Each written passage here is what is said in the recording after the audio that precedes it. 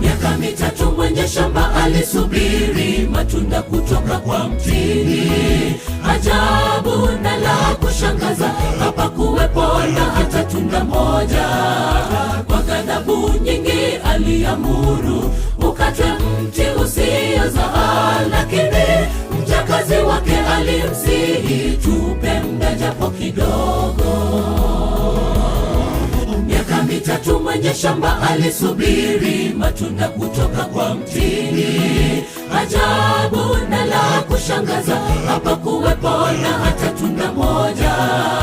Kwa ghadhabu nyingi aliamuru ukatwe mti usiozaa, lakini mjakazi wake alimsihi, tupe muda japo kidogo.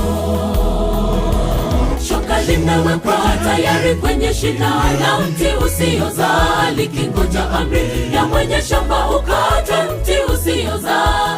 Je, wewe ni mti wa aina gani? Zaa matunda ewe Mkristo.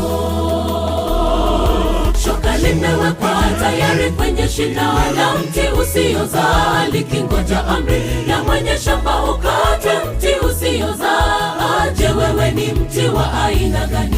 Zaa matunda ewe Mkristo.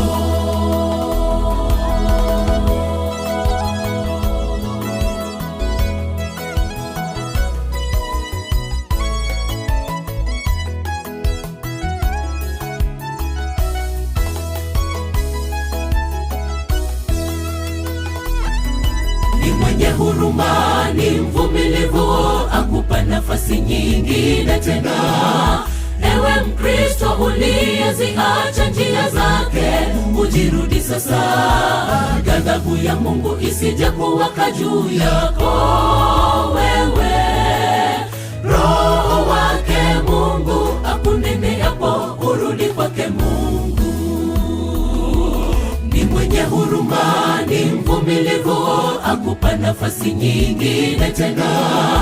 Ewe Mkristo uliyeziacha njia zake, ujirudi sasa. Ghadhabu ya Mungu isije kuwaka juu yako wewe. Roho wake Mungu akuneneapo, urudi kwake Mungu.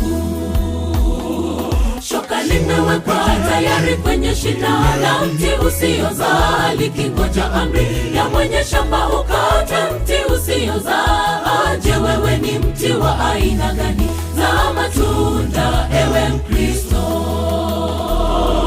Shoka limewekwa tayari kwenye shina la mti usiozaa, likingoja amri ya mwenye shamba ukatwe mti usiozaa. Je, wewe ni mti wa aina gani? Zaa matunda ewe Mkristo. Shoka limewekwa tayari kwenye shina la mti usiozaa, likingoja amri ya mwenye shamba ukatwe mti usiozaa. Je, wewe ni mti wa aina gani? Zaa matunda ewe Mkristo. Shoka limewekwa tayari kwenye shina la mti usiozaa, likingoja amri ya mwenye shamba ukatwe mti usiozaa. Je, wewe ni mti wa aina gani?